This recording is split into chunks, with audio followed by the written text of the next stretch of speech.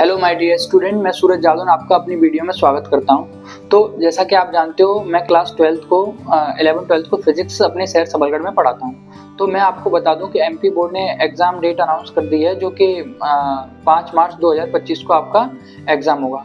तो अब एग्जाम हो गया और आपके पास में टोटल कितनी यूनिट्स हैं, कैसे क्या आप प्रिपेयर करोगे, कैसे क्या रेडी करोगे, तो उसके लिए मैं आपको आपकी हेल्प कर देता हूँ। ठीक है, तो जैसा कि मैं आपको बता दूं, आपके पास में टोटल 9 यूनिट्स में आपके टोटल 14 चैप्टर्स होते हैं और इन 14 चैप्टर से आपके पास में जो पेपर्स में 70 मार्क्स का पेपर आएगा, एग्जाम आएगा, और जो 30 मार्क्स होते हैं वो आपको स्कूल से प्रैक्टिकल से मिलते हैं। तो इन 70 मार्क्स में कैसे मार्क्स का डिस्ट्रीब्यूशन होता है वो जरा देखो।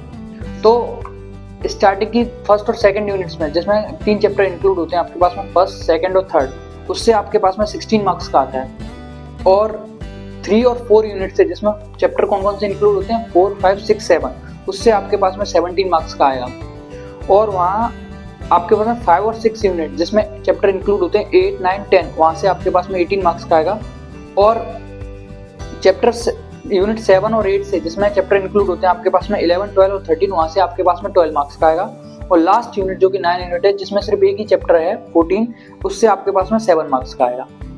अब हम आपको एक बात बताएं, सबसे ज्यादा जो मार्क्स का यूनिट है आपके पास में वो है 5 और 6, जिसमें 8, 9, 10 चैप्टर्स इंक्लूड हैं और जिससे मैक्सिमम 18 मार्क्स का आता है। और जैसा कि हम पिछले पेपर्स को देखते हुए आ रहे हैं, हम अपने शहर में 2 साल से पढ़ा रहे हैं, और जैसा कि हम पिछले देखते हुए आ रहे हैं, तो हम ये देखते हैं कि 9 और 10 चैप्टर से एक 4 नंबर का क्वेश्चन जरूर आता है। 9, 10 से एक 4 नंबर का क्वेश्चन हो गया, एक 6, 7 से, 6, 7 चैप्टर्स की बात कर रहे हैं हम, ये वहां से एक 4 नंबर का क्वेश्चन हो जाता है। और एक 2 से, यानी फर्स्ट और सेकंड चैप्टर से भी आपको क्या देखने को मिलता है, 4 नंबर का क्वेश्चन देखने को मिल सकता है। और अदरवाइज 2-2 और 3-3 नंबर के आपके पास में कैसे आते हैं, क्वेश्चन आते हैं, और जहां पर आपके पास में 30 ऑब्जेक्टिव आती हैं। ओके, तो अब तो ये बात होती है कि ये टोटल 9 यूनिट्स हो गई और ये 70 मार्क्स का क्या हो गया, डिस्ट्रीब्यूशन हो गया, जिसमें से 8, 9, 10 में से सबसे ज्यादा मार्क्स का आता है। और जो 14 चैप्टर है, जिसमें से 7 मार्क्स का आता है, ये भी एक अच्छा खासा चैप्टर है। ठीक है, अच्छा खासा मार्जिन रखता है। अब बात याद रखो कि जैसे मान लो स्टार्टिंग से आप जिस भी टीचर पर कोचिंग जाते हो, जहाँ भी स्कूल जाते हो, वहाँ आप पढ़ ही रहे होगे। तो जो बच्चा स्टार्टिंग से पढ़ रहा होगा, हमें नहीं लगता कि उसको कोई दिक्कत आ रही होगी। लेकिन जो बच्चा स्टार्टिंग से नहीं पढ़ रहा होगा, हम मान ही नहीं सकते कि उसको दिक्कत नहीं आ रही होगी, उसको जरूर दिक्कत आ रही होगी। ठीक है, तो क्या किया जाए? तो इसका एक उपाय है कि या तो उसका पढ़ाई में मन नहीं लग रहा होगा अभी। क्यों? क्योंकि जब वो इतनी सारी चीजें इकट्ठी देखेगा, क्योंकि सिलेबस भी अब एंड की तरफ होने लग गया टीचर्स का, तो जब वो इतनी सारी चीजें देखेगा तो वो अवॉइड ही कर देगा कि मेरे को नहीं पढ़ना। तो आप क्या करो, आप ना, जो डेरिवेशन बच्चों से हमने देखा कि सॉल्व नहीं होती, तो आप क्या करो, अभी डेरिवेशन को अवॉइड करो। आप क्या करो, छोटे छोटे क्वेश्चन से याद करो, जो कि 2-2 नंबर और 3-3 नंबर में आने लायक हैं, जिससे आप क्या हो जाए, पास हो जाए। हम ये उन बच्चों की बात कर रहे हैं जो कि बिल्कुल भी नहीं पढ़े। जो बच्चे पढ़े हैं, थोड़ा टेस्ट दिया है उन्होंने, उनको तो हो जाएगा।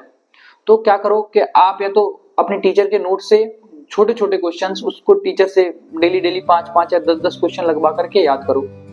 तो आप 2 और 3 नंबर के क्वेश्चन में क्या हो जाएगा, वो कंफर्म हो जाएगा। और अगर मान लो किसी को नोट से याद नहीं होता, तो आजकल मार्केट में क्या आती है, अलग अलग तरीके की सीरीज आती है। तो आप उनमें से कोई सी भी एक सीरीज ले लो, और उस सीरीज में जो ईयर वाइज क्वेश्चन दिए हुए हैं, इंपोर्टेंट क्वेश्चन दिए हैं, 2-2, 3-3 नंबर लायक, मतलब जो छोटे छोटे क्वेश्चन दिए हैं, आप उनको याद करना चालू करो। जैसे ही आप उनको याद करना चालू करोगे, आपका कॉन्फिडेंस बिल्डअप हो, और जैसे कॉन्फिडेंस होगा, फिर आप क्या करना, डेरिवेशन पे मूव होना। क्योंकि अभी नवंबर, दिसंबर, जनवरी, फरवरी का तो पता भी नहीं चलता, ये 3 महीने हैं। अगर इन 3 महीने सही से पढ़ लोगे तो पेपर में पास हो जाओगे।